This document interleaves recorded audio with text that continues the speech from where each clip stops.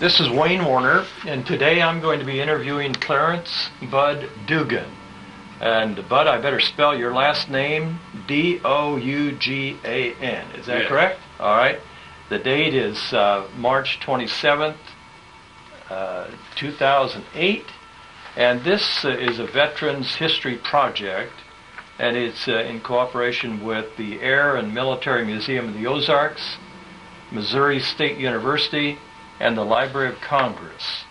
And we're going to be talking to Bud about his role in World War II in the 29th Division, and a lot of exciting things that happened as he landed at Omaha Beach, June 20th, 1944, and moved inland toward Hitler. Yes. You were after Hitler. But Bud, I want us to go back to your days in Colorado, first of all, and talk to you about those early days. Tell us where in Colorado you grew up and something about your family. I was born in Glenwood Springs, as was my dad and mom and dad, but we moved to Delta, where I lived all my school years.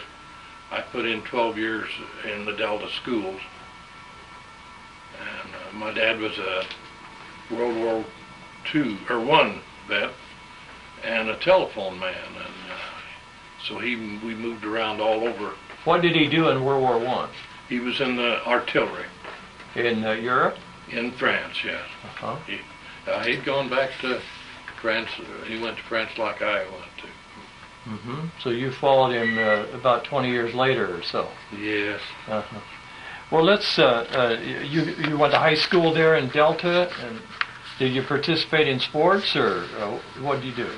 No, it seemed like I spent most of my time out of school delivering newspapers. It seemed like I always delivered newspapers for one company or another, and I delivered everything that was ever printed in Delta. I just kept graduating up until I ended up delivering the Denver Post, which was a big paper, and I made enough money with that on my senior year to buy me a $65 car. Tell us what that $65 car was. It was a 1930 Dodge rumble seat Roadster. Oh, wouldn't you like to have that today? Oh, I'd love to. I've looked all over the country for one like it, and I just can't find one. How about siblings? Do you have brothers and sisters? I've got an older brother by 3 years, and my sister was younger than I was, died when she was 14. And did that older brother go into the military? He was drafted in 41 or 41. And where did he wind up in the military? Very close to where I was. He ended up in the 35th Division in going in from Le Havre, where I went in over in Normandy. He had gone in and studied chemical warfare because they thought the Germans were going to use gas. Mm-hmm. Well, we developed quite a chemical arsenal and had a lot of training in gas warfare. Come to find out why they didn't want the gas war any more than we did. So they had enough of that in World War I. Evidently, because they didn't make any effort that we ever saw. Of course, they scared us a few times with smoke that made us sick, but it certainly wasn't anything like my dad got into. Mustard gas. I was going to ask you whether your dad got into that. He had a few speckles on him, and where they think it was burned by mustard. So he was in the trenches quite a bit. Well, they all were in that war.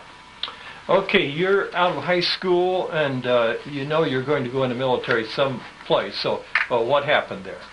Well, before my senior year, we knew we were going to be drafted because all young men of that time automatically registered for the draft when they were 18, and they went into the armed forces one way or another.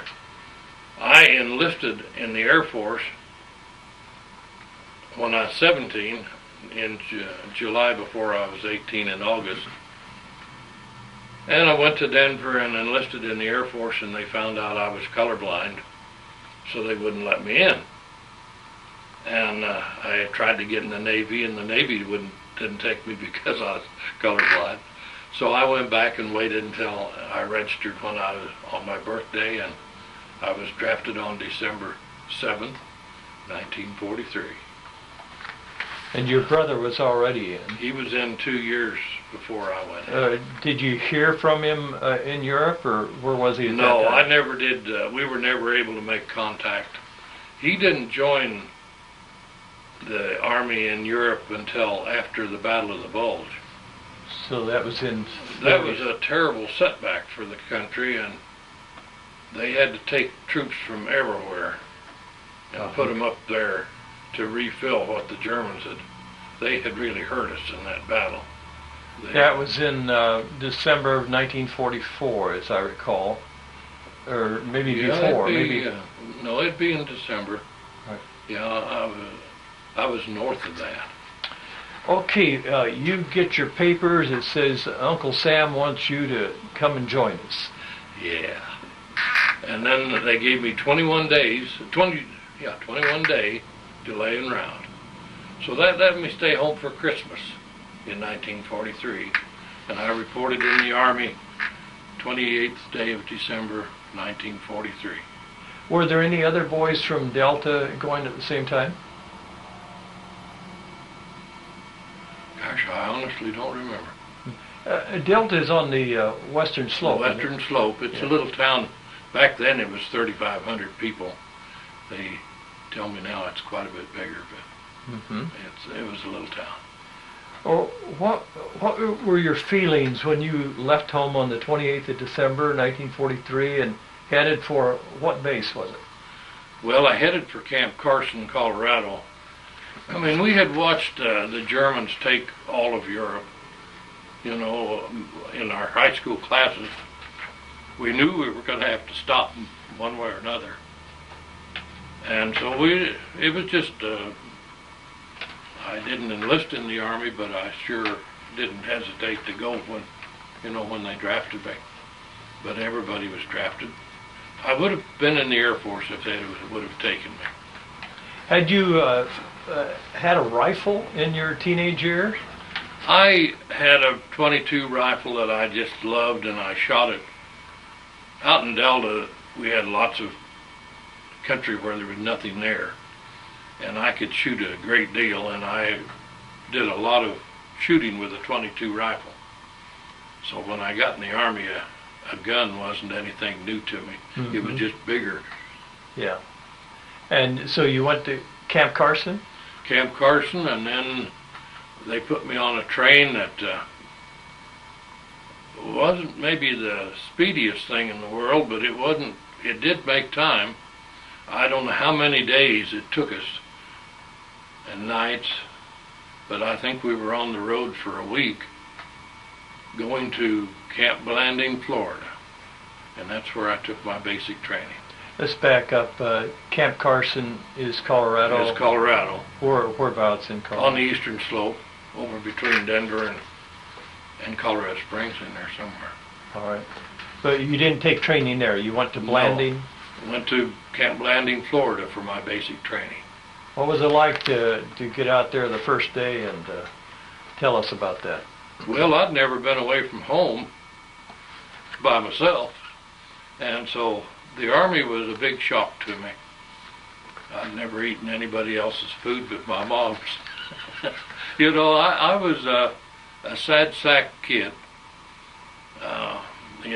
Basic training was hard.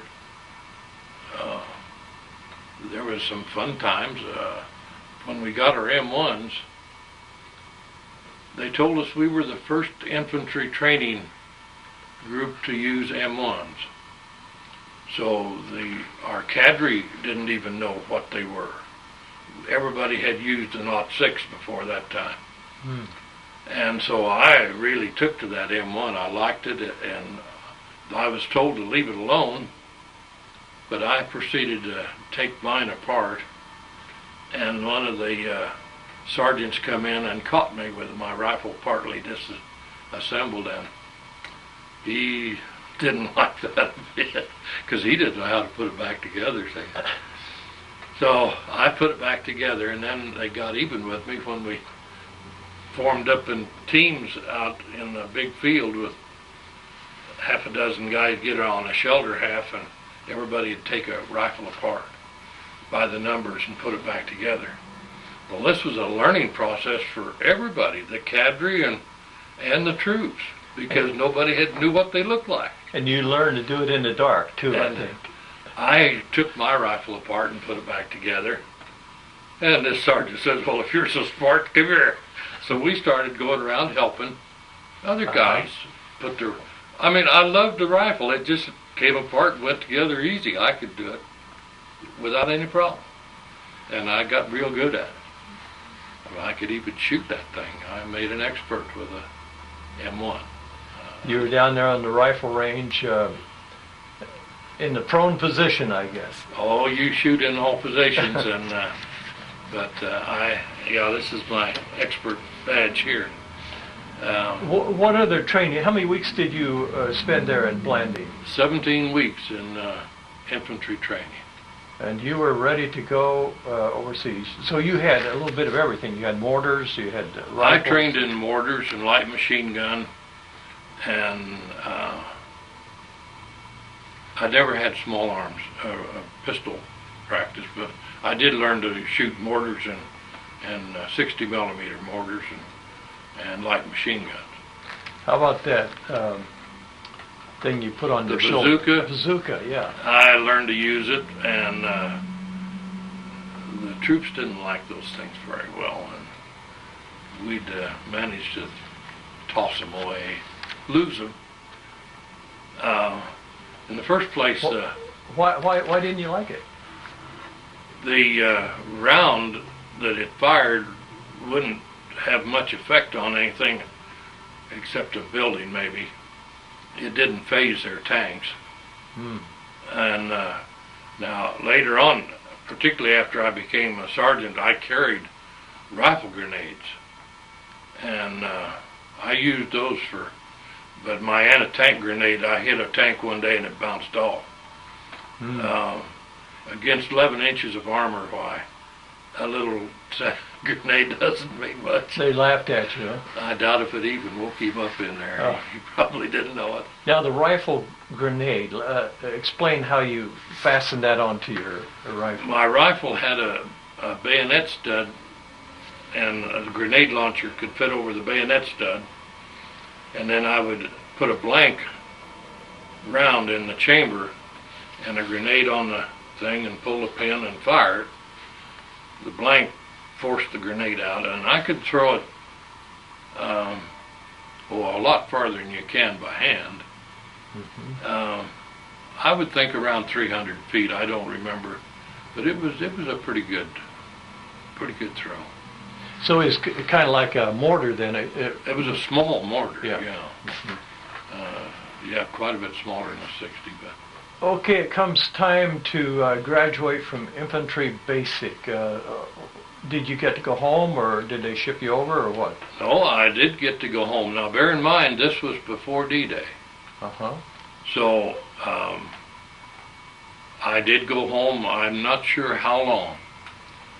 But some people I had worked for part-time when I went home, there weren't any young guys around left. It seemed like all the men had gone, and I used to drive tank trucks for Conoco.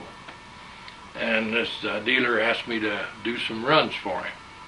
So I was out driving gas trucks on my time between graduation and when I was ordered to report back to Fort Meade, Maryland.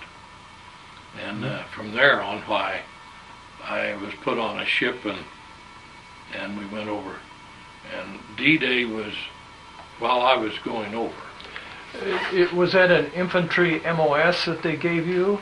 745. It was an infantry 745. MOS, 745. with an M1 rifle. Did they give you any advanced training after basic, or were you ready to see action? I was asked for if, no, that was after I went in a little bit. I was asked to take sniper training, and I went back and talked to them about it, and I couldn't really resolve myself to be a sniper. Some of it appealed to me, but I had had an experience where I could, because of my color blindness, I think, I saw a thing in a tree one day that was just about out of range for an M1, but they were hollering sniper up and down the line, and I figured that this thing in the tree must be what was causing the problem. So I got a BAR, man. I fired a tracer at this thing in the tree. He couldn't see it. And then I had him put a lot of ammunition up in that tree. And he brought it down. And it was the sniper. So then somehow the word got around that they asked me to become a sniper myself. I see. We better explain what a BAR is. It's a Browning automatic rifle, and that's a grown-up M1. It'll fire a clip of, I think, 30 rounds or so. It's a machine rifle. It's a rifle that shoots like a machine gun. Very accurate. Mm-hmm. And the Germans hated them. When they'd hear one cut up by, they'd lob mortars in on us right quick to stop a BAR. You had a little dipod. They had tripods on them. They could be used offhand, but they were so heavy that it paid to use a tripod with them. But in this particular day, he had to hold it and fire into that tree, and he did get him. Let me go back to your travels to Colorado from Florida. You went by train, I everything was train, yeah. Crowded? Not really. There were a few people on them. There were people on the trains, but it didn't seem like that there was any problem of getting a place to sit. A lot of military people on board? Or a mixture? Of course, in those years, yes, there was military everywhere. Everywhere you went, there were military. I've heard of some of these little towns, a train would come through and there'd be the Methodist society out there with cookies and maybe the Red Cross or somebody else. Did you experience anything like that? After we left Denver and we went to St. Louis, and then somewhere after we left St. Louis, we crossed the Mississippi when it was in flood stage. And I remember that train running down a lake of water, real slow. But we run through water. They were on both sides of us. We were running in that train in the water. But we went through a little town down there in the south somewhere, right through town, and the train stopped, and the town turned out. And they just really gave us a treat. They had all kinds of goodies, and had somebody making some music there, and the girls, some of the guys could dance, but this little town, so I did have that. But if you were homesick, that kind of it helped because out. They were sure nice people. Yeah. I have no idea where we were. Okay, you're in Maryland. You're about ready to go overseas, and what month would this be? In June, 1st of June. 1st of June, and they were about ready to land on D-Day. Well, when we took off, D-Day was when I was on the ship going to England. And so we landed in Liverpool. Had you ever been on a ship before? No, we had a little rowboat that was about 8 foot long. That was about the biggest thing I'd ever been on. What was it like to be on out there in the middle of the ocean? You couldn't see land, and oh my! you get sick? No, the ship I was on going over was an Italian luxury liner that was captured in New York when the war was declared. And they converted it to a troop ship. Mm-hmm. It had a few signs of nice stuff in there, but it mostly was bunks for troops. They carried a lot of men. Do you remember a name of the ship? It was the Hermitage. Was that the Italian name? I don't know. Hermitage. I don't know. It was they told us we were on the Hermitage. So this is early June of 1944. Yeah. Did you know about D-Day? Did you? Well, as soon as it happened, we heard it. Mm-hmm. You knew it was going to happen sometime. Well, everybody, we thought we were going over there for something. Uh-huh.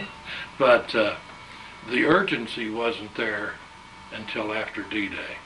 That's why I was allowed so much time, I think, doing between my basic and everything, those delaying routes. They gave me quite a bit of time to travel back and forth. Of course, I was crossing 2/3 of the country to do it. And but one of the most memorable things was the ship we were on led the convoy. I'm going to go too fast. The ship beside us, we went down to load. We loaded at night, and there was these two big black things on each side of us as we went down, and we got on board this one. And they told us later that it was the Queen Elizabeth that was next to us. And she took off during the night and went over and came back before we ever got there. But this ship I was on was so big that it led the convoy, and the ships behind us went as far as you could see in a big Y. We were like the head goose in a flight.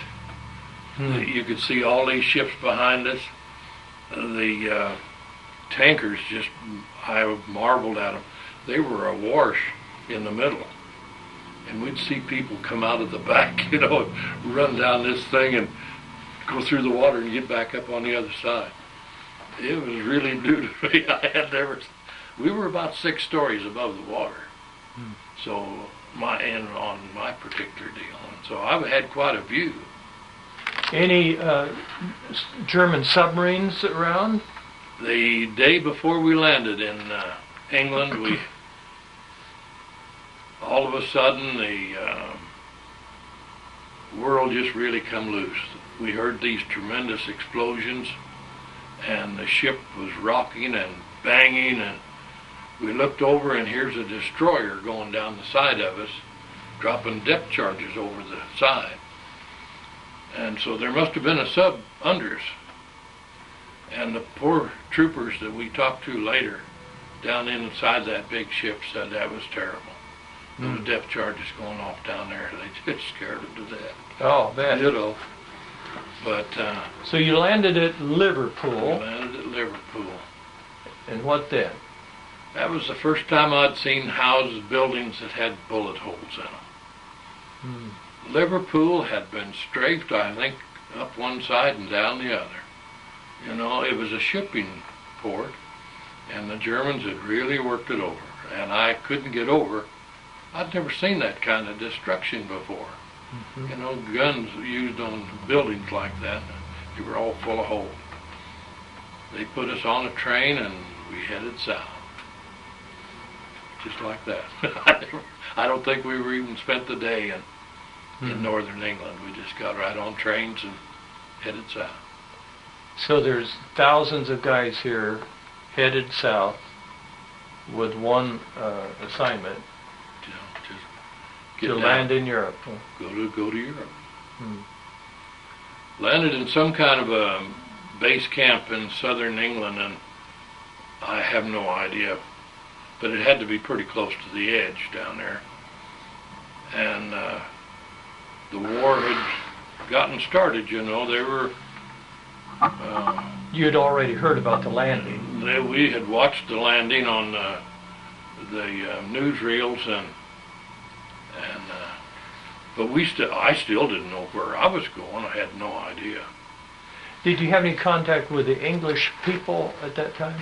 Up until that time, I hadn't seen any English until we got on the train. I think there was a conductor or, an Englishman on the train. I had no contact with the British until after I went back from being when I went back to the hospital. I had a very nice, good treatment from the British. What kind of order did you have? When did they let you know that you're going to get on the ship and go to France? Well, I don't know how to. They just put us in these big camps and started issuing weapons, and of course they were issuing .6s. Well, my group of replacements hadn't used the .6. We weren't familiar with it, and it wasn't until we went down to another camp right close to the ocean, and that's when they gave me an M1 and loaded us on these landing craft, and we took off across the water. I had my first M1. I got right there. You felt more comfortable with that M1, I'm sure. Oh yeah, the 06 is a nice rifle. It shoots good, kicks hard, harder than the M1, and but I loved that M1, being able to fire it like you did. 06 is bolt action, and the M1 you just pull the trigger. Is the 06 like the commercial civilian 06? Probably the same rifle. Probably. Springfield or Remington, they all use the same ammunition. So basically they're interchangeable. You can go from one to the other pretty good. From M1 to 06, .6? yeah, it's the same ammunition. You're on that boat. What are you thinking? Well, now there you asked me if I was sick. The big ship didn't make me sick, but that little thing, it got me pretty uneasy. I wasn't too comfortable. But we were loaded down with a full field pack, standing on landmines, and doing something we had never done before. They had us put on this belt that had 2 CO2 cartridges in it, and they were explaining how not to make it too tight, because when you energized it, it would choke you. So you carried it loose, and so when it filled up, it would have room to fill up. And we got over to where we could see the shore, but the ship couldn't land. I guess there was too much junk out in the beach, so they pulled up what was quite a ways away from land and dropped that big front door, and we just went off into the water. What kind of ship was this? Well, it'd be a landing craft tank, I think is what they were made for. They had a big ramp on the front of them that dropped down in the water, and then we just walked down there, and I didn't know how to swim, but I energized my belt, and I went up to my chest in the water, and then started walking in wet sand in the water. So it wasn't over your head then? No, I doubt if I'd have made it, because I can't swim. What do you do with your rifle? I guess I just tried to keep it out of the water, but I don't know for sure. It didn't. I was more worried about me. Yeah. Tell you the truth, because that was pretty scary to get off in that water like that. Is this Omaha? Omaha Beach. And the battles had taken place on the 6th of D-Day June. was right there, yeah. And this is the 20th of June. The 20th. So you're probably seeing a lot of destruction around there. Was a lot of material in the water there. And there was some strafing. The Germans were strafing, but it was up a little bit. We weren't too close to it, and So they hadn't really taught me any lessons there about being strafed. That came a little bit later. But Okay, you get on the beach, and what are you going to do? well, there's the people leading this thing took us up, and we got into those hedgerows right quick, and followed a road down, and all of a sudden there was noise, all kinds of. I found out gunfire, and we were on the line, and this sergeant that come to me, and he had a patch like that, gave it to me and asked me if I could sew, and I told him yes. He says, well, put it on your left shoulder. You're a member of the 29th Division, 115th Infantry, and you're in the first squad of the 1st Platoon. Hold that up, and let's take a look at that patch that you wore on your left shoulder. It's blue, and is it gray? Blue and gray. Blue and gray, and you told me that was the Maryland National Guard. 29th Division's the Maryland National Guard. And you wore that for the next... Next 2 years. 2 years. All right. Thank you. So you're right in the front lines there. Well, I was online. Yeah, I didn't believe things could happen that fast, but there was 5 of us, and they'd separated us down into little groups, and there was 5 of us with this one sergeant, and he led us over and put us down behind a hedgerow and told us to sew our patches on, and he said, now don't look over the hedgerow, and one of the guys with me, but his name was Field, got up and looked over the hedgerow, and they shot him right between the eyes. Well, I found out right quick those people were really meaning business. We were in the war. You weren't very far away then, if you could... No, they were on the next hedgerow, and they really got him. Well, we might get the idea that once D-Day happened, the war was over. No. It just started then, huh? Well, for you guys. The hedgerows created there were fields, small fields with dirt embankments built up on the side of them that were full of vegetation, sometimes briar bushes, and sometimes there were other types of trees that you could get in and out of without too much trouble. These little fields were entirely encased with these hedgerows. And they'd always have a gate in one corner so they could get out into another one. And you had to get up and go over the hedgerow and run across that little field, and then get up and go over the next hedgerow and run over that little field. And every time you got up on top of that hedgerow, they shot at you with everything they had. And they got a lot of guys. This man who stuck his head up over, was that the first one that you saw die? That was the first man I've seen dead yet. How did it affect you? Well, I guess it kind of numbed me. He was close by? Oh yeah, we were within 5 or 6 feet of each other, and it was pretty bad. But after that, I saw a lot of it. Were you firing back through the hedgerow, or did you have to get up above the hedgerow to fire? Well, when we knew what we were shooting at, the Germans would usually be on the other side of the field behind that hedgerow.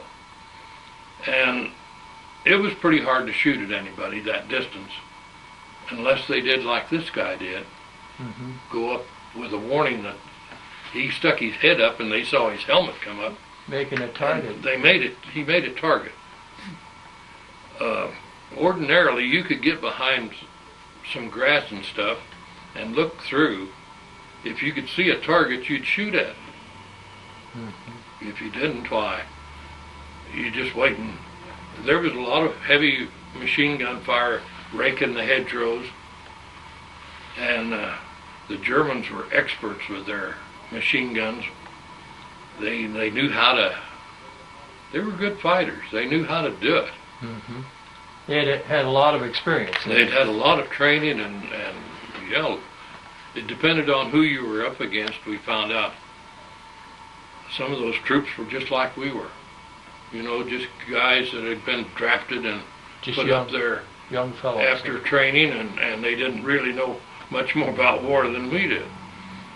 And of course, then they would run into troops that were very, very good, and they would hurt you. They would really hurt you. Did you have artillery behind you? Were you calling down artillery fire? Of course, at this stage, I was just a private. Mm-hmm. I just did what I was told when I was told to do something. I wasn't aware of all this other stuff that this non-coms and officers had to do. But yes, we had the world's best artillery. And especially with, when we could get air power, if we could get a Piper Cub up to observe and then call for artillery, we could really cause a lot of hurt. Mm-hmm. We could stop anything, anywhere, if we could get our artillery going. Consequently, on a rainy day, when our observers wouldn't fly, the Germans they really made the best of it. They would hit us on bad days, and then they would try to stay out of sight on good days. Were there tanks, your tanks, in this fray? I never had much to do with tanks. I never did see them, except on an occasion. We had a very sad case of tank warfare at a little town called Percy. Now, by then I was a sergeant. Incidentally, my first town that I was involved with taking was St. Lo. It was the first time I'd gone into a city where we were fighting city troops in the city, and from building to building, and mostly down the street we'd see them and shoot at them, and they would return fire or usually fire us. But we had 5 tanks going into Percy, and I hated those things because they made so much noise. So I backed away and moved off to the side a couple of 100 feet, and the little town of Percy sat in a valley, and a big German tank was on the hill on the other side. And he let these 5 tanks come down this road and blew up the last one. And then he knocked out the first one. And then he knocked out the second one and the fourth one, and left the one in the middle. And by that time, while the Germans were crawling all over us, I don't know where they all came from, but there were Germans everywhere. Everywhere I looked, I could see German troops. But that one tank in the middle, the Germans run up and took it and got in it, and I looked up and it was pointing the barrel right straight at me. And they evidently couldn't figure out how to shoot it. Lucky you, huh? Because I'm still here. But I was looking right down the barrel of that big gun. How far away were you? Oh, maybe 50 feet, 60 feet. And well, what were you hiding behind there? Nothing. You're out in the open, huh? I was out in the open. And yeah, he just turned that big thing around and pointed it at me, and I just haven't seen tanks in action like they must have been in some places. The Germans had superiority with their tanks over us in every field that I saw. When we run into Germans' tanks, they hurt us. They really hurt us, because we had nothing to knock them out with. Unless you had some air support? Until you get air support, or in one case we had a tank attack that the tanks and troops were coming in on a field about a mile wide, and just hundreds of them out there, and we had nothing between us. There was nothing. So lay on the ground and they'd fire, and the bullets would go, those tank bullets would go over us about 3 or 4 feet above us. And that's quite a sensation to have those big shells go over you that close. This town, Percy, you called it? Mm-hmm. Yeah. Now, how far are you from the coast now? You've worked your way inland? Oh, that's inland toward the end of the Normandy, toward the middle of France. Mm-hmm. Yeah. So you've been on your feet a long time. Oh, you sleep on the ground and you live on the ground. Were you carrying hand grenades too?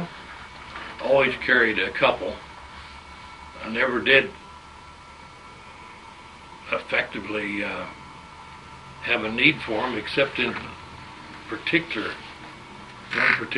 attack. We were able to catch a German group in a sunken road, and they were pretty well locked into that sunken road, and we could lob the hand grenades over the shrubbery there and into there and hear them scream. We were very effective with them that day. It was very effective. You're in the 29th Division, and I understand that the 29th took a lot of hits, and you lost a lot of men.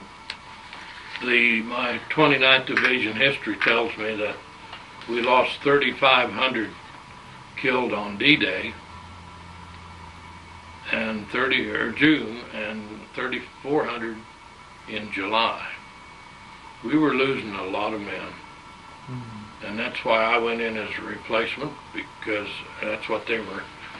That was the big thing we had. We had a lot of people to go in. We had good replacements, a lot of us. After they made me a sergeant, why I started getting in on the replacement thing, and I would go back and pick up 5 or 6 guys that had just come in and take them over to my squad and show them where I wanted them to be, and we'd take off like that. But you're making progress there during the summer of 1944? Up until, I don't remember when we hit St. Lo. That was pretty much the breakthrough to get out of the Normandy. From there to the coast, and I'm not sure how many miles that is. St. Lo gave us a chance to get up into more normal countryside, where you have roads and fields and farms, and we're moving right along. Yeah, are you encountering civilians as you move inward? Not too often. They're getting out of the way. I understood later that the Germans would always take the civilians out ahead of them, so that they didn't have civilians with them. They didn't want any civilians around them. And so consequently, by the time we caught up to them, when we would engage, the only civilians we would see were stragglers that had been somewhere where the Germans didn't catch them, didn't control them. So once in a while we would see civilians, but not too frequently, particularly in France. I saw very few French civilians. Are you in line for the bombing raids over Berlin, or is that a different area? Well, they'd go over us. You'd hear them go over? Oh, watch them. Oh, you'd watch them. Watch those flights of B-17s. Yeah, they were beautiful. So you wouldn't dream of being so many airplanes in the air at the same time, until all of a sudden the German ack-ack fire would open up there, and those big bombers would just burst into a big ball of flame. And they had fighters that would go out ahead of them and drop, it was pretty spectacular. They'd drop metal, I guess it was aluminum foil, in the skies, and it would twinkle as it came down. but that would throw off their radar and make their gunners miss. But their anti-aircraft people were just as well trained as the rest of their army. They caught a lot of those big bombers and brought them down, and it was terrible to see it fall. But you see parachutes open up? Once in a while, you'd see parachutes out of them. We watched the British bomb. They had big bombers. That Lancaster was a big bomber. They had one that was quite interesting. You could see through it. You could see light through the sides of it. When it was, instead of like ours was solid up there, well, you could see light through theirs. And it was fabric-covered bomber. But they had big bombers, and they bombed a lot of the times, and then we'd bomb. I was in the British First Army. Well, tell us about that. How I you didn't mention that. No, you didn't. We'd get orders that we were under General Montgomery. Go ahead. And in the British First Army. And to be cautious of English troops. And we would see some of the most interesting troops over there. People in pantaloons and big, beautiful shirts and those god-awful swords they carried, marching, turbans on their heads, It was... Were they from India or some other British Commonwealth? I don't know. Somewhere in the British Army, they were British troops. And we always laughed at the British. They put little signs up everywhere, only stood so high off the ground. What's ahead? We found out the Germans do that. They have little signs that if you're over there looking back, they'll tell you where the minefields are. Kind of nice when you look back and see you've just walked through a minefield. But the British troops, we'd watch them play soccer when they'd get a chance to rest, Their equipment, their tanks are monsters. They had great big tanks. But they didn't have much ammunition. So they would fire very restricted. Mm-hmm. They didn't have a lot to use, but they were very effective. And then we'd go along for a ways and be back in the American Ninth Army. But I did go back and forth in the British First Army and the American Ninth, all the way up to Holland and into Belgium. How did you get along? We didn't. When we were in Holland, they told us don't talk to the Dutch troops, and not to have anything to do with them. Don't try to mix at all with the Dutch troops. And never did understand exactly why, except that they didn't understand and trust other troops. Just to leave them alone. And so I never saw a lot of Dutch girls. They all spoke English. But we never fooled with the Dutch troops. I've seen them over there. Just see them over there. Like we could see the British sometimes. They were over there. Yes. Now, Bud, you told us about being rejected by the Air Force because you were colorblind. But that did something in a positive way. What was that? Back before we got out of the hedgerows, the Air Force found out that we colorblind people could see things they couldn't, and wanted us as observers, gunners. So I got word that I could re-enlist, and I accepted. Now, re-enlist, were you... Re-enlist in the Air Force. Oh, Air Force, okay. And about that time was when my foot got bad and I went to England. Okay, you were injured. I think we skipped that. I evidently had what they call a March fracture. I broke all the bones in my left foot. And my medics take me up in all directions, and they couldn't keep me going. And my foot finally turned black and blue and yellow, and I had to have something done with it. So my tech sergeant told me to go back and find somebody to help me. And I went back a ways and found an ambulance going to the rear, and he took me to an evacuation hospital that was just moving out. And I got treatment there. They put my foot in a cast and put me on a plane and flew me to England. This plane was full of German prisoners of war.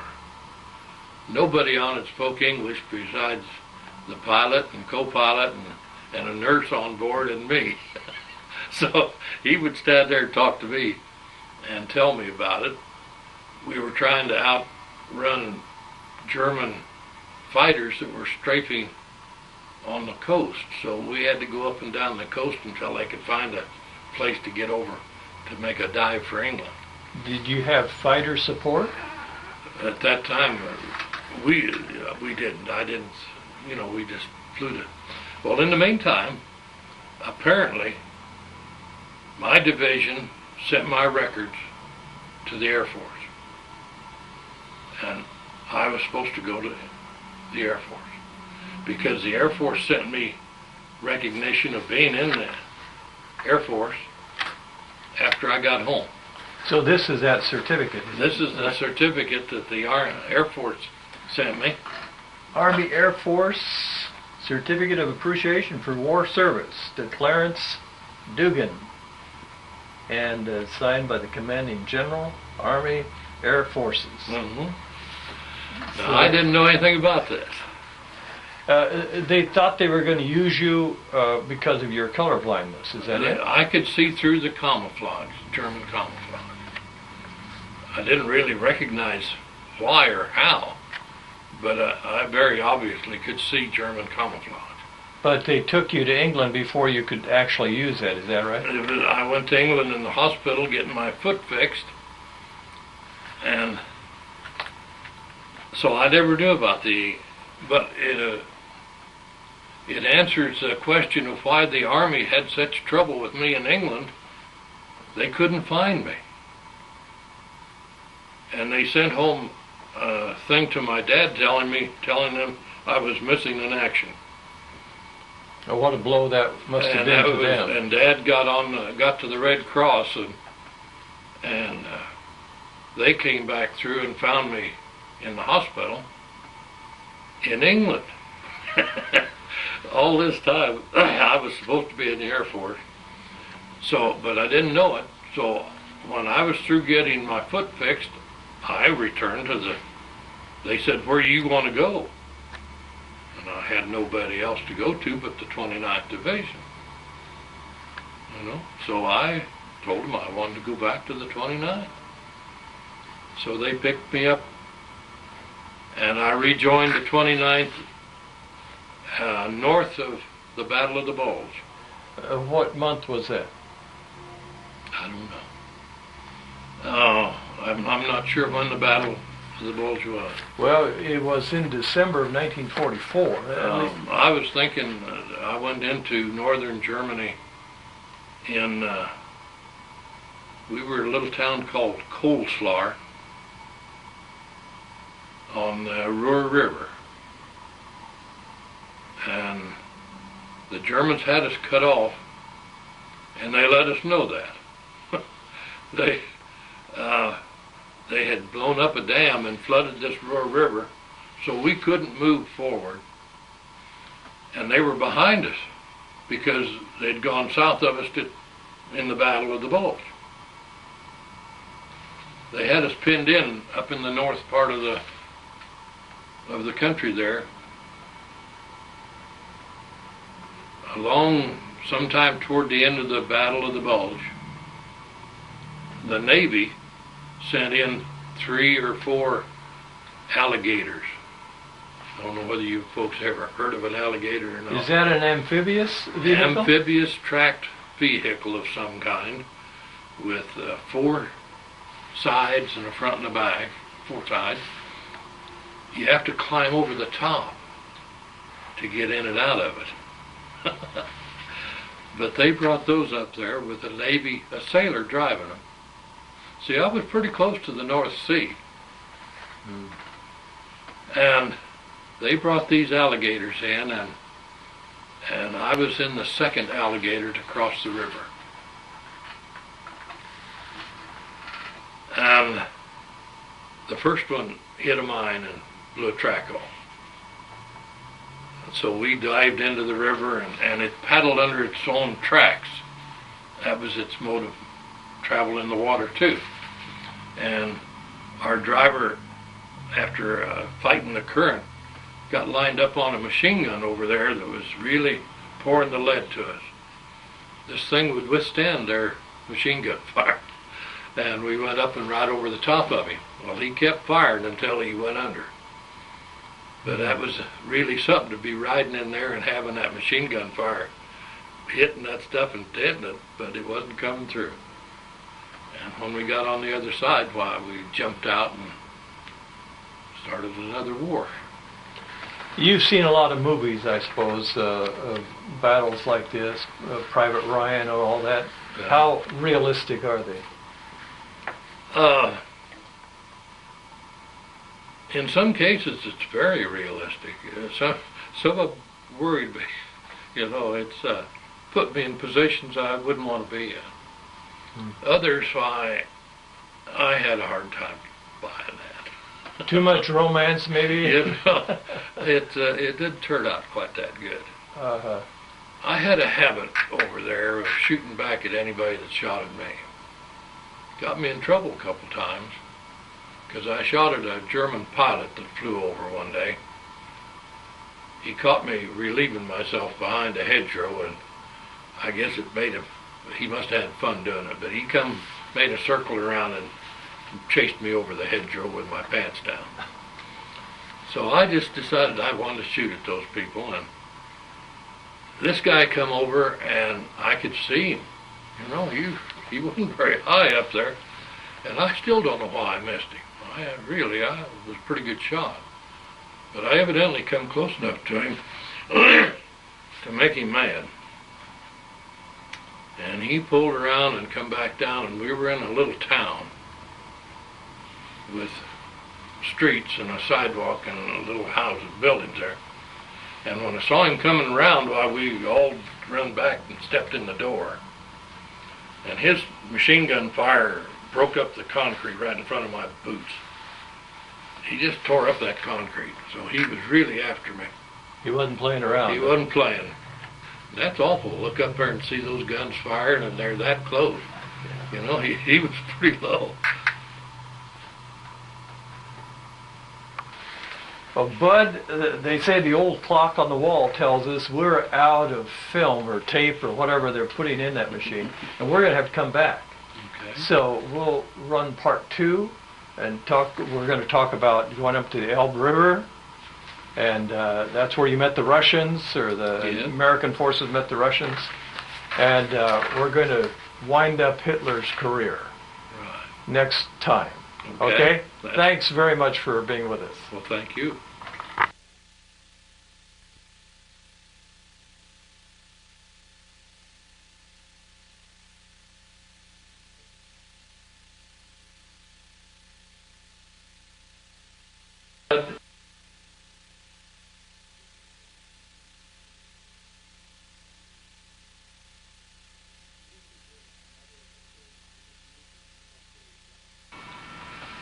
This is another in a series of interviews with military veterans. The Air and Military Museum of the Ozarks is cooperating with the Library of Congress and Missouri State University to produce these interviews. Today we are concluding our interview with Clarence Bud Dougan, Springfield, Missouri. The date is April 17th, 2008. My name is Wayne Warner. With us today are John Aldridge and Sandy Carr. We're members of the Air and Military Museum of the Ozarks, Springfield, Missouri. Bud, we concluded our interview with you on March 27th about your experiences with the 29th Division. You went in, got into some heavy fighting. The 29th suffered Heavy losses. Yes. Let's pick up there.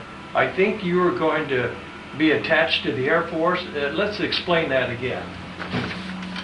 I had enlisted originally in the Air Force, and they found out I was colorblind, so I didn't make it. They wouldn't take me. Well, after being in France about a month, the Air Force found out that colorblind people could see through German camouflage. And they put out a call for colorblind people to come into the airport. And I re-enlisted. While the paperwork was going through, I was injured. My foot got broken up. And I was transported to England to a hospital. And the Army sent my records to the Air Force. And the Army in England couldn't find me. And we had quite a time for a while. And because I kept insisting that I would go back to the 29th Division, they put me back into the Army roster because I was in England and nobody knew why, what I was doing there. I wasn't aware of this. This all came to light after the war when I got papers from the Air Force thanking me for my service in the Air Force. We had a lot of fun over that, but it didn't do me any good as far as being in the Air Force. When we were here last 3 weeks ago, you talked about fighting alongside tanks. You were in infantry and the tanks were with you. Now, we had a speaker Saturday morning who was a tank commander. Okay. And he told us that the infantry didn't like to have the tanks with them because that drew the artillery. Did you have experiences like that? Well, the noise wouldn't let you hear anything. And we depended on what we could hear to what we were doing. So, yes, when the tanks make an awful lot of racket. And they do draw artillery, and the Germans hit what they shoot at. They were very good.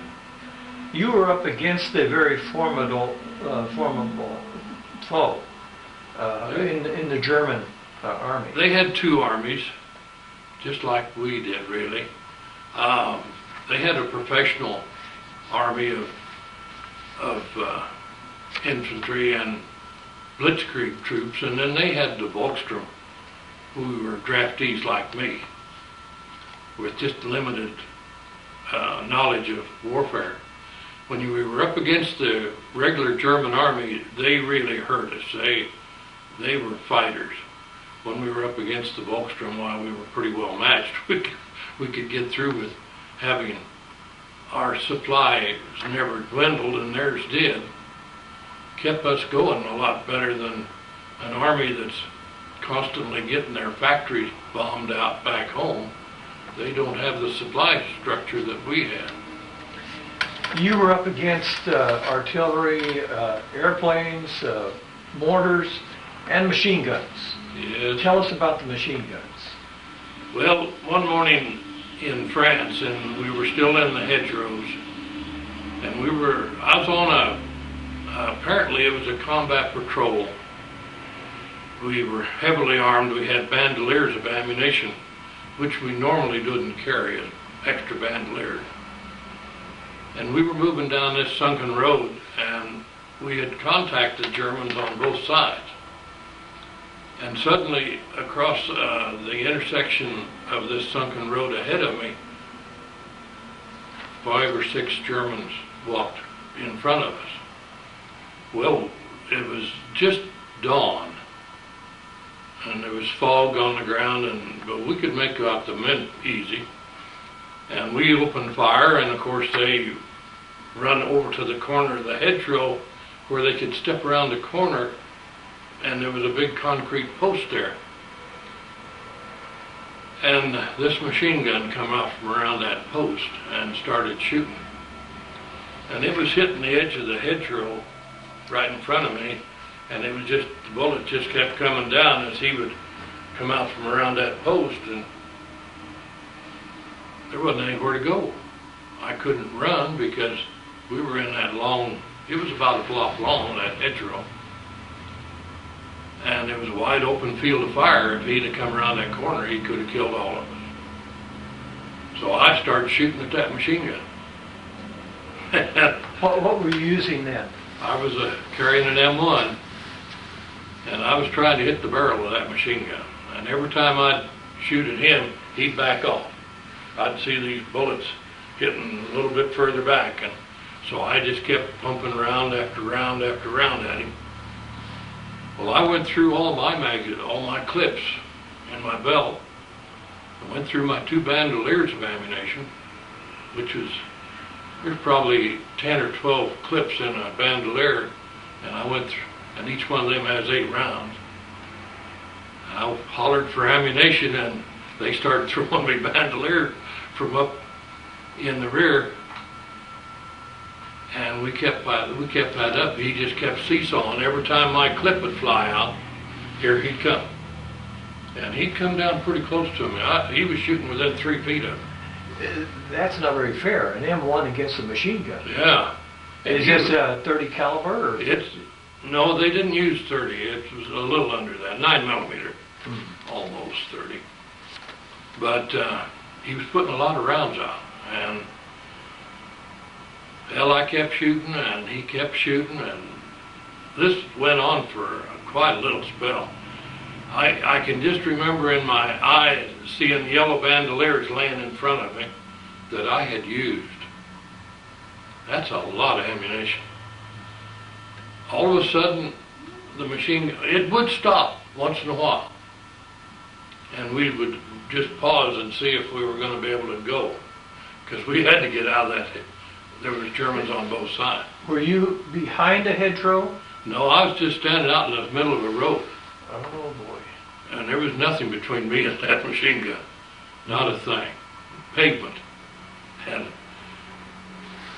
he'd open up and I'd start firing back at him, and so we carried that on and then all of a sudden it stopped. You got him? I don't know. The machine gun stopped. We waited for a pause and the machine gun pulled back, and we waited a little bit longer and took the chance and jumped up and run out the hedgerow behind it, this sunken road. Because like I say, we had Germans on both sides. There were people back there shooting at Germans in the fields on both sides of us. And then to have this guy up here giving me that, why I was the first one in the line, I don't know, but I swear I was. And that was my first machine gun that I had. When I got through with that particular deal, I reached up to grab my rifle and I burned my hands. It was so hot, the oil was leaking out of between the barrel and the forearm. It was really a hot rifle. You could burn the barrel out, I assume. It never quit, and I was so proud to buy him. M1. Because if it had ever quit fire, why, he'd have had me. Okay. You know, he only had to move another little jerk, now, and he could have got us. Was this machine gun set up on a mount? It was on tripods. I could see the tripods in the barrel. So I was getting all close to him back there when I was shooting down and trying to hit that barrel. But I can see that little concrete post. I've seen it now for a lot of years. Now, something we didn't talk about, and that is food and water. Now, you don't call for a break in the battle to go back and have chow. What do you do? I had thought about that and wondered. There was a lot of times we would have C rations. They were in a little metal can and tasted terrible. And then we had K rations that were in a cosmoline covered cardboard box. And they had crackers and a tube of cheese and a chunk of heavy chocolate. And we could carry the chocolate in our pocket for a day chewing on it. And so we liked the K ration, or I did. Sometimes we just didn't have much of anything to eat for a day at a time. I've gone lots of days with just what I could chew on out of those candy. It was a real heavy chocolate bar. You had to gnaw on it to get anything off of it. And then other times, apparently, we got fed chow because I got through the thing pretty good. But I have taken times where all I had during the day was a meatball that the kitchen would send up, you know. And when you think about that and living in the dirt like we did, we sat on the ground and we laid on the ground and to sleep, and we never changed clothes sometimes for 3 weeks at a time. Never took them all, you know. Just you all wore the same thing all the time. What about water? You had your canteen, but how would you refill that canteen? Well, they told us don't drink the water. Of course, we were told not to eat any food, anything that grew over there. They use human waste for fertilizer. So we weren't tolerant of any food that grew, so we didn't eat that. But water, I remember one day I was so thirsty, and all I could find was a little trough that had been made up for stock water. And it had nice clear water in it, except that you could see these little things moving around. And we had what you call halazone tablets, a little jar about that high and about as big as your finger. And the instructions said to put 1 or 2 tablets in a canteen of water, and it would purify. I kept putting halazone in there until the things quit working, and drank it. And then I fixed me up another canteen and treated it up and filled my canteen up with the water out of the canteen cup. I'd keep getting a cup of water and doping it up with halazone. And I remember that split. It never did hurt me. I come through fine. But a lot of times we were really short of water. It was hard to find good water to drink. You mentioned a particular incident, a man was injured. You want to tell us about that? We were going through a very heavy artillery barrage one day, and as I moved up, I come across this. I thought of him as a kid. He's probably older than I was. And he was laying there with his stomach torn open and his intestines hanging out. And he cried for me to help him. And I told him I didn't know how. You know, I didn't know how to help him. In our basic training, we'd been told how to use this. It has a bandage and a tube of... What do you call that? This is a first aid packet. It has, I can't think of the white powder. Sulfa. Has a tube of sulfa in there. And this kid asked me to help him. So I dropped down and stuffed his body back in that crack. He had quite a hole in his stomach. And pulled it all together and covered the wound with sulfa and took his bandage and put it on there and showed him how to hold it tight. And stood up and yelled for a medic until I got one's attention. They were busy, you know, but I finally got this guy, and I showed him that I had a man there, and he acknowledged it, so I took off running just as hard as I could go. I had to catch up to my unit. I just didn't feel I could be left that far behind, but I've always hoped and prayed that that guy lived. Yeah. War is hell. Yes, it is. It's no fun. I've seen a lot of men die in a lot of different ways. Sometimes getting shot is... I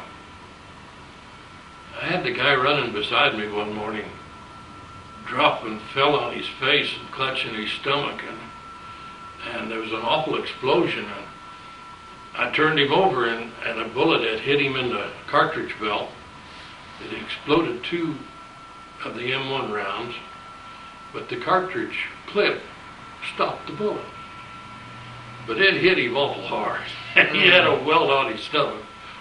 And I kept poking around him, and I said, I don't think you're punctured. Do you think you can run? And we decided we'd better, because they were still shooting.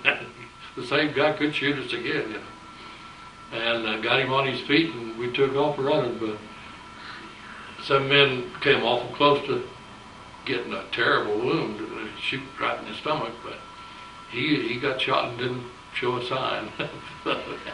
Let's go back to the unit you were in. First of all, it's the 29th Division. 29th Infantry. And what outfit? Were you a regiment? Well, that's the 115th Infantry Regiment of the 29th Division. Okay. We were in the American 9th Army and the British 1st Army. That's a little different deal. Now, I see the saving of Private Ryan was the 29th Division. Did you see that movie? Yes, I've seen it. What do you think of it? Well, of course, it brought back a lot of memories. They can't describe war as it really is. In the first place, the movies don't lose people like we did. I have never hit action without losing somebody. Never. It just always happened. The odds are that it's going to happen. I just don't remember ever having where we had trouble. And when we regrouped, I had all my guys. I just don't remember ever bringing them all back. Now, when you're advancing, you're also seeing German bodies. Oh, yeah. Wounded. For a large part, they would clean up their dead on the battlefield. If you were moving pretty hard, they might leave somebody behind, but you would want to be very careful. If they left a body behind, you could pretty well bank on it being booby trapped. They would, they'd do that, but they wouldn't leave their dead behind too much. Well, there's always a lot of dead people on the battlefield, and dead animals. Always dead animals, cows and horses and dogs. Got caught in the crossfire. Oh yeah, and of course at night, why something moving and somebody hollers halt, and it doesn't understand why they shoot it, you know, either German or American. You shoot whatever's out there, and things die. Were Germans using horses at all? They used a lot of horses. Matter of fact, they pulled carts. I think they even pulled small guns with horses. I jumped on a German horse one day to ride it, and he wanted to go home, and so I jumped off. he didn't like that. I didn't like the idea. He just turned around and headed home. And that just wasn't where I needed to go. You had been on horses as a young man, hadn't you? I had ridden horses out in Delta, Colorado. Well, let's go back to, first of all, let's hold up that little first aid bag. It's made out of metal.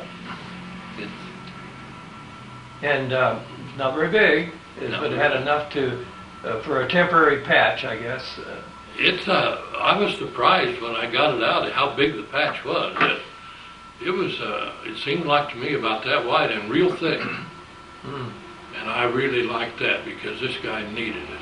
And I was able to push him together and push all that down, and I really felt good about that part of it. Well, I'm sure if he survived, he would like to have found you and thank you personally for what you did. I sure hope he did. Let's go back to England. What's happening once you get to England? And well, I ended up in the 101st General Hospital, and they were getting some terrible wounded. And here I was ambulatory with a walking caliper on my foot. which was really put me out of place. See, because I was lost. The Army didn't know where I was. I was just in there with this messed up foot. And I had the most interesting thing there. One morning they came to me and asked me if I could help them with a case that just came in. And would I give blood? And I said, sure. And they hooked me up next to a man, and I gave him a transfusion right beside me. Here you had a Purple Heart, and I didn't blood. take my Purple Heart. You didn't take it? No, I turned it down. Why? Well, at the time, I thought I was going to die anyway, so I didn't want it. I just didn't want it. What good would a Purple Heart do on a corpse, huh? Yeah, that was my mind. I wish now that I had. Could you go back and request it? No, because there wasn't any record. The medics offered, they had to fill out a form, see? And when I told them no, I didn't care why they didn't fill out the form, so there's no recourse to go back and get it. Okay. There was one thing on a machine gun. My second machine gun deal was one that you don't know how many times I've woke up at night and see that guy with that machine gun. He come around the end of a hedgerow. Those dear old hedgerows were something else. I was walking on one side and he was walking on the other, and it ended. He come around the corner and he's maybe 20 feet away from me with a machine gun. And he just drops. The grass was about knee high, or grain, whatever it was. And he disappeared. I couldn't see him. But he opened up with that machine gun, and the blue smoke started curling out of it. And I looked down and the grass was falling. So I just started shooting at the smoke. And I emptied a whole clip in there and the smoke stopped. And I sighed a sigh of relief and took off. But you don't know how many times I woke up at night early on and see that guy drop in the ground and I couldn't see him to shoot him. And boy, it really, really got me. You were very close to the Germans. Yeah, on several occasions. I had one tell me to surrender one day. Hey, you're bringing back all kinds of memories. Matter of fact, I woke up one morning in a foxhole and there was a guy standing over me. And he just looked at me. Now, I had a habit. We were in a pretty much stationary position where we dug foxholes. We didn't do that very much. There was two of us in there. When I'd get new men, I'd take one of the new guys to help break him in, and I'd stay with him each one a night while we were breaking him in. And the thing was, he was supposed to stay awake for 5 minutes, wake me every 5 minutes, and we'd go through the night. And I looked over at him and he was asleep. And I look up at this guy and he's got this big old gun pointed at me. You know, he just stood there and backed away. And when he got out of sight, why, I banged on this guy and woke him up and told him what I thought of things. I got even. One morning, one day in an attack, we came up on this sunken road. Now, some of the roads were below ground level. I don't know how this came about, but this was a sunken road. I was on ground higher than the road.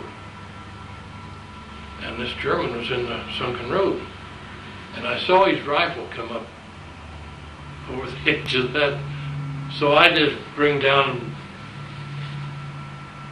I mean, it'd been a perfect shot, you know. You just shoot him right between the eyes and let it go.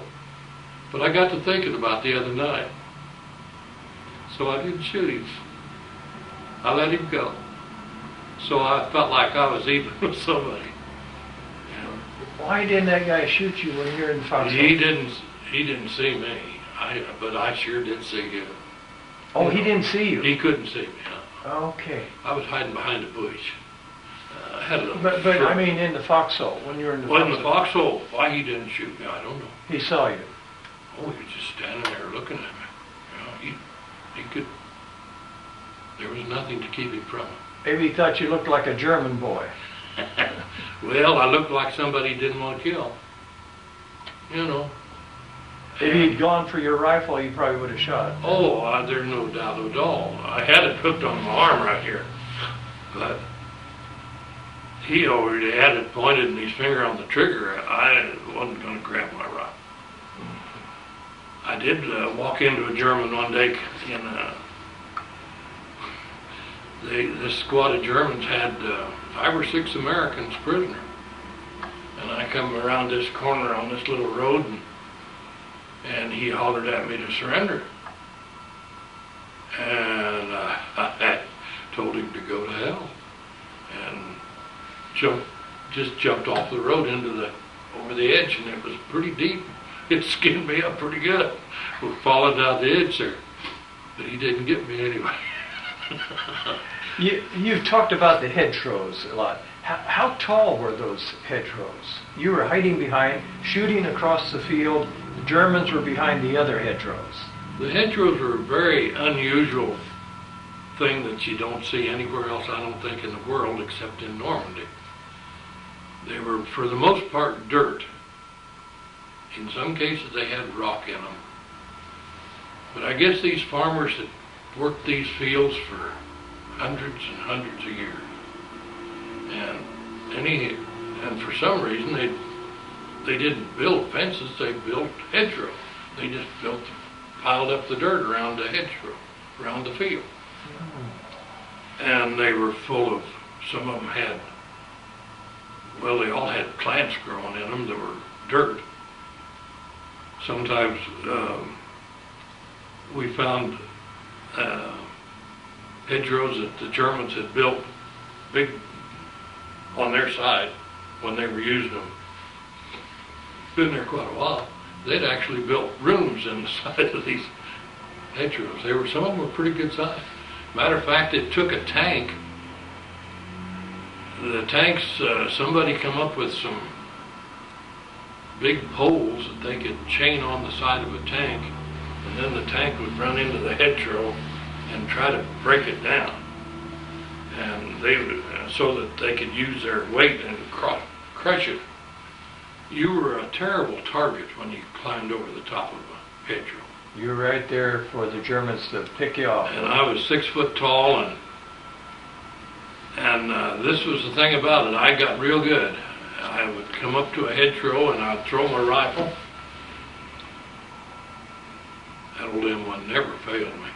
I'd just throw it, and then I would dive just as low as I could get over and tumble down and grab my rifle and take off. I don't know how many hedgerows I've gone through that way. Mm. And that rifle was always ready. It was a great gun. You're going to have to get back on the battlefield here someplace and head for the Elbe River, I think. That was where we met the Russians. Okay, so how, you're in the hospital, so how do they assign you back to the Army? When my foot recovered, they said, "What are we going to do with you?" They didn't know where I went. The Army didn't know me. When they would contact the Army, they'd sent my records to the Air Force, and I was in limbo. If I'd have known it, I guess I could have come home. But not knowing what was going on, I just told them I belonged to the 29th. And so they said, "Well, then shall we send you back to the 29th? And I said, "Oh, I guess so, that's where I belong." So I went to a replacement depot, and I went back into France a second time. And how'd you get there? that time it was a small boat. I don't recall it being a landing craft like the first one. And I don't remember how I got ashore. It's something that just doesn't come to me. Where was this hospital in England? Down in the southern end, close to Oxford, because I would take passes and go into Oxford. And Oxford never got shot up. The Germans never shot Oxford, never strafed it. Hmm. It was a wonderful little town, not war-torn. Now, while the battle was going on after D-Day, England was not suffering any bombing raids. Oh my, they got bombed every day. Every day, even after that, huh? Oh yeah. The Germans sent buzz bombs, and they went over pretty steady. I had to shoot at them all I could. I shot about everything that flew that I could see. How high were they? Not very high. The buzz bombs, we could hear them fire when they launched them. You know, they would launch them that close to us, and then when they'd come over, well, I'd just lay down on the ground and start shooting, hoping that I could do something with it. I don't guess I ever did, but it was, I tried. Were they headed for England? Somewhere behind us. Somewhere. Usually England, if you were close. After we got up in Germany, why, they were headed for our rear echelon. You know, just something to give somebody problems. They were just a big bomb. Okay, you land back on the continent. Where are you headed? Back into northern Germany. And I was on the northern end of the Battle of the Bulge. The Germans were pushing south, and we were on their north flank. They had us pinned down between the Rohr River and the North Sea. We couldn't go anywhere. They'd blew up a dam and flooded it, and we couldn't attack them, but they could tell us everything they wanted us to do. We listened to them jabber all night, listened to them run their tanks going south, and then they started coming north again. Why, that was the other side of it. And we finally did cross the Ruhr River. We used alligators. I was in the second alligator that crossed the river. Let's describe an alligator. It's a big metal box with, thankfully, quarter-inch steel, I guess, because it stopped bullets. We were sitting so high, and those machine guns, they just made a terrible racket banging into that thing. But this thing had tank treads on the sides, tracks, and that's what propelled it in the water. And then when it got to the shore, why, it climbed up on the bank, and we ran over that machine gun, and then everybody had to jump over the top of it and down to get out of it. So you were quite a target when you were jumping out of it. How many men would it hold? I would guess probably 40 men at a time. Pretty good sized vehicle. Well, we were all standing up. Oh yeah, it was a pretty good sized vehicle. But we were standing up so close that you couldn't do anything. You just stood there. We were all standing there like pencils. So you got back with the 29th Division? I went back to the 29th. With the 115th? With the 115th, but instead of being with A Company like I was originally, K Company had been wiped out in a previous action, and they wanted me to help rebuild K Company, 3rd Battalion. So I went there and finished the war in the 3rd Battalion. What does a battalion have in the way of armor or infantry? How many people? They have 4 infantry companies and a heavy, oh my goodness, let's see, they have attached units.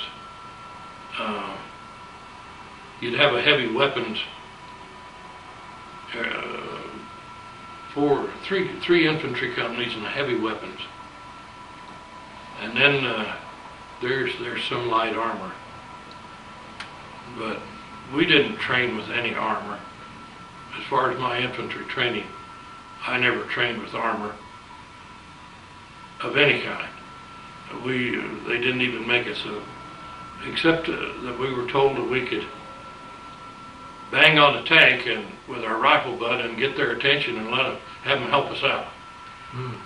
And that reminds me of another one. One day we had a machine gun that we just couldn't make stop, and I hadn't really got onto my using rifle grenades. And I went up and banged on a tank, and I got him to stop, and then walked around in front of him, and they want to know what I wanted, and I said, I need your help shooting a machine gun over here. And he turned that turret around, and I pointed it out to him, and he fired. Man, that hurts. I was standing right under that gun when it went off. And that hurt. That really hurt. I didn't ever do it again. I made up my mind that was enough. Hey, he got the machine gun. We moved out. He went his way and I went mine. My head was ringing, but I went my way. How big a gun is that? 75. 75 millimeter. Not big enough. The Germans had bigger guns. Yeah, they used bigger guns, and 75 wouldn't touch them. So this is December of 1944. The Battle of the Bulge is going on. Yeah. And you're trying to move toward the... That's when we take off, when we crossed the Ruhr River. And we took off heading up through. We were moving pretty fast. That was one time we really hadn't thought about that. Sometimes we'd ride tanks. Sometimes we'd ride trucks. We were riding on tanks one night, and we were passing troops. And we wondered, why is this going on? Why would we be overrunning troops? And we were running along there, and all of a sudden somebody must have said something. Those are German soldiers down there on each side of us, whole column of in the dark. And of course, it kind of got wild for a little while. Were they firing at you? No, they were trying to head back, see, and we were overrunning them and didn't know it. They were just so tired, and they were marching in the dark. And evidently, with those tanks, you can't hear anything. But somebody must have said something on either side, and somebody else recognized, this is wrong, and the Germans disappeared. And we stopped. And it wasn't too long before it got light, and everything was back to normal. But that was the most unusual deal. I mean, you were back to fighting again. Well, we were back to rolling again, trying to catch up with... Oh. We'd take little German towns. We'd let them know we were coming. If they put out flags, white flags, we'd just simply surround them with a company, and then the rest of it would keep going. If they didn't, if they decided to fight, fine, we would fight. Then we would mop up the town, and then we would keep going. You found German soldiers in those towns? No. We'd find the uniforms. When we'd go through searching the houses for weapons, boy, they had a lot of guns. Knives, crossbows, swords. But you'd open a closet and here'd be uniforms, 3 or 4 uniforms. And out on the street here was young men. Well, you couldn't prove that they belonged to those uniforms. And they were certainly peaceful. So we'd let them go. I mean, there wasn't any problem.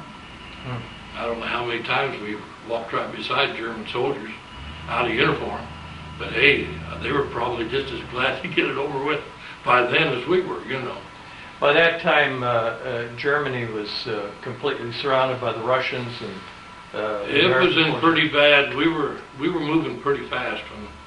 Of course, going on the north end of Germany, it's pretty smooth, pretty low land, flat, and we moved along there pretty good, leapfrogging along. Yeah, and then we ended up going to the Elbe River to meet the Russians. That's up north of Berlin. And the Germans were coming down and crossing the river. The Russians, we could hear them. We could hear all that heavy equipment over there, but we couldn't see them. And the Germans would jump in the water and swim across the river. We'd take them as prisoners and just send them to the rear.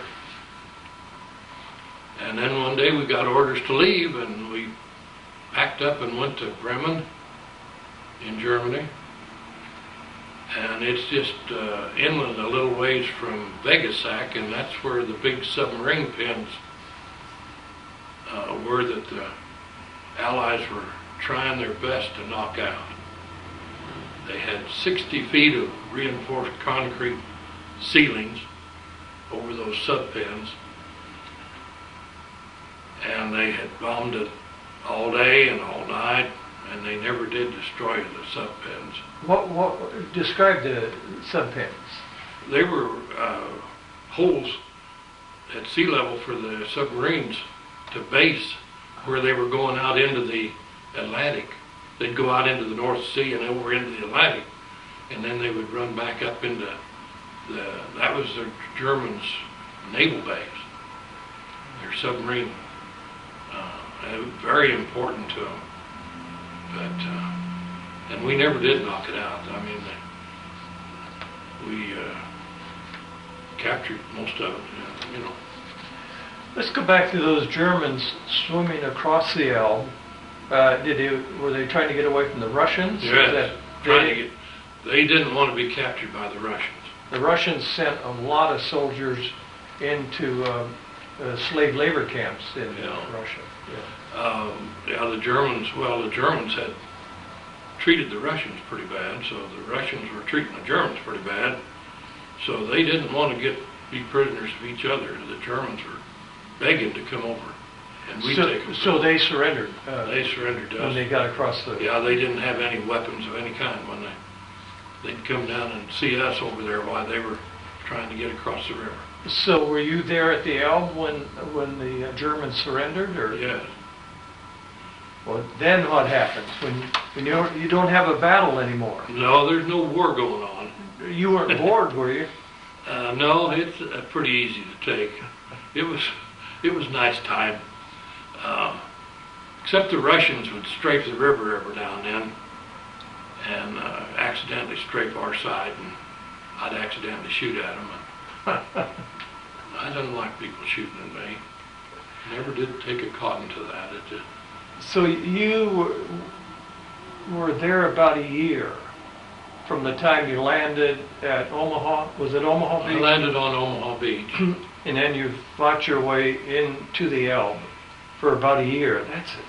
That's a tough battle. There was a lot of pretty hard warfare going on to get out of France. Now, when we got out of France, the Germans didn't tear up their own country quite as bad as they did France. They destroyed everything they probably could in France. For instance, one night we moved forward and there was a citadel, and we could see it in the dark, the spires going up into the night. Big, beautiful building. And I remember seeing the doors when I went up to it, and they were beautiful. And there were graves all the way around this building, and they started shelling us with a railroad gun. Every 5 minutes a round would come in. So we couldn't stay in the citadel, but we went to the catacombs underneath, down underneath. The ground was covered with straw, and the ceilings were curved rock. They'd made these all the way up the walls and around the ceiling. It was rock. And we could stay down there, and that railroad gun destroyed the citadel. The cathedral? It was some kind of a big French, beautiful big building. Do you remember what city this is in? No, I don't. You weren't studying geography then, you were just No, just knew which direction to go. we were the next morning when we got air power. Well, they took care of that railroad gun. How big a gun is that? It was probably either 12-inch or bigger, 12-inch shell, which it was about 5 foot high. I saw one of them landed as a dud, and it wasn't quite as tall as I was, and it was about that big around. It was a terrible piece of bullet, and it could cause a lot of damage. That citadel was the highest corner in one side was high enough for me to get behind to act for an observation post to see if I could see where the Germans were. And that's all there was left of that building. Well, you're going home. The war in Europe has ended. Tell us how you got home.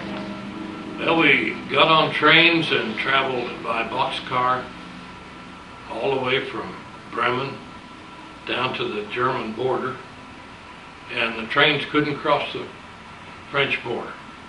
Train tracks didn't cross.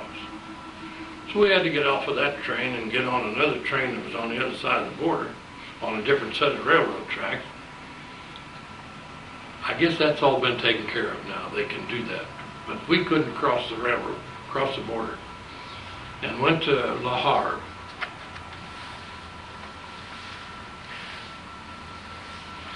We got on a maritime victory ship. There was 4 or 5 of these ships. And this victory ship evidently hit a hurricane, or a hurricane hit us out to sea. It tore off our lifeboats, all the life rafts, all the crane facilities that they used to load it, unload it, and evidently it split it. We would travel all day at about 8 knots after the storm. The storm was terrible. But after the storm, we'd travel all day at 8 knots, and then we'd stop. And the ship's engines would run all night pumping water. Every morning there would be a big ship sitting out here beside us. They wanted to take us off of that maritime victory, but there was no way to move us. We didn't have any equipment, and they couldn't touch us. They couldn't get to it. So one big ship, and the next day would be a different big ship. And I watched some of the prettiest big ships set right off the side of us. The Gypsum was out there, I remember that. And The Gypsum? the Gypsum, great big white ship with a big red star on the side, red cross. And a lot of big ships out there. Do you remember the name of your ship? Maritime Victory. Maritime Victory. And the captain told us that if we could get it to shore, that they were going to take us into the nearest dock that could unload us. Now they had to get it into a dock where we could get off out the side of it, because there wasn't any way to get us off over the top. So we had to find a dock big enough to hold that ship where we could unload off the side. And then he said, we're going to take it out and let it sink. That's what he told us. And I've tried and tried to go back in the archives and I could find the Maritime Victory as a troop ship, but I couldn't find out what they did with it. I've always wondered if they took it out and let it sink. So you came home on another ship then? No, we came home on that Maritime Victory, but it was plumb full of broken arms and broken legs and sick men. I've never seen anything so yucky in my life.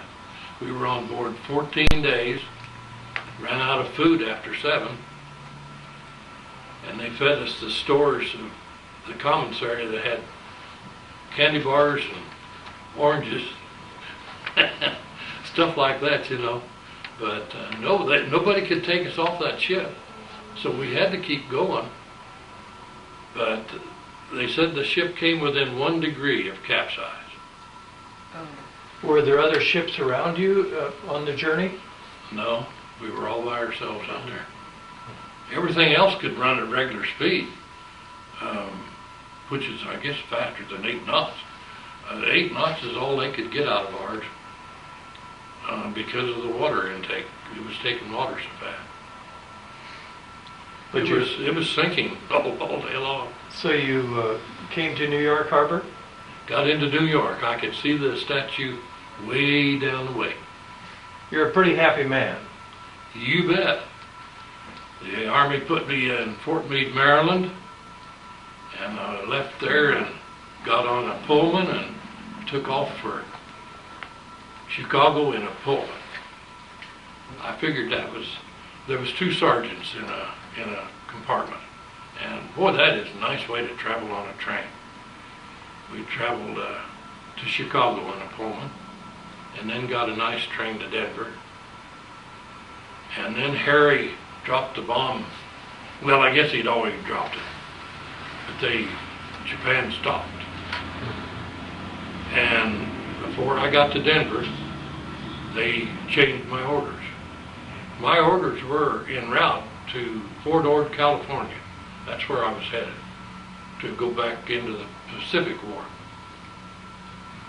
And I was discharged in Denver, and I went home. How old were you? Well, by then I was 20. Just a kid. I had my 18th and my 19th and 20th birthdays over there.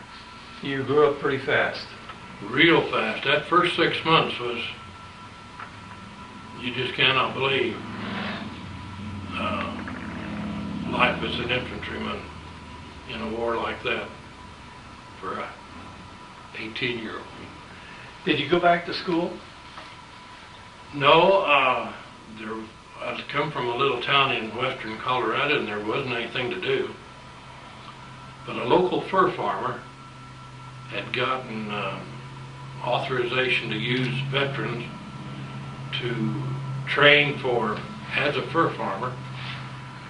And my brother and I decided, hey, we had both thought we would be telephone men because my daddy was a 40-year telephone man.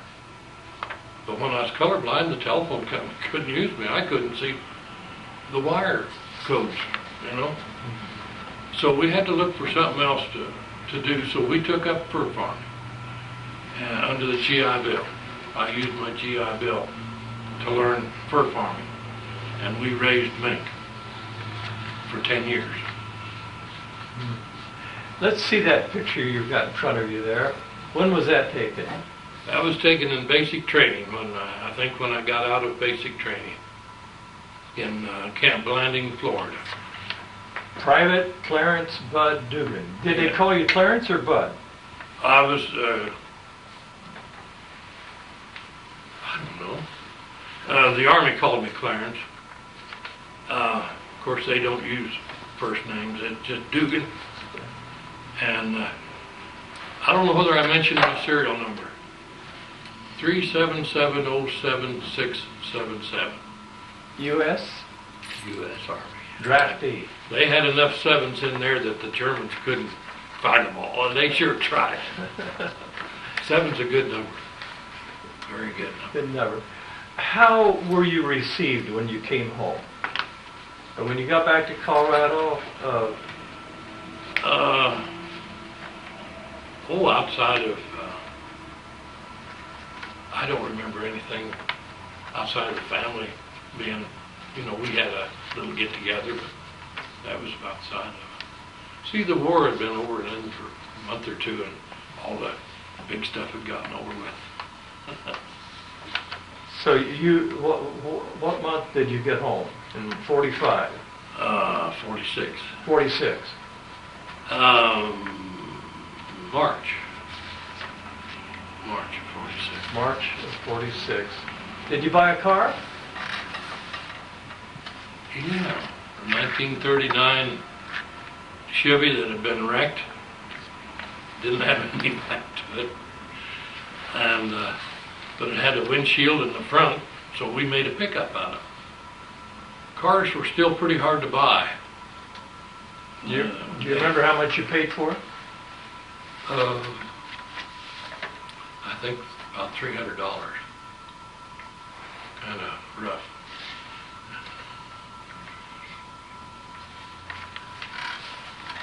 Do you have anything else you want to talk about during the war? You were called up during the Korean time, but you did not get to Korea. No, I didn't go to Korea.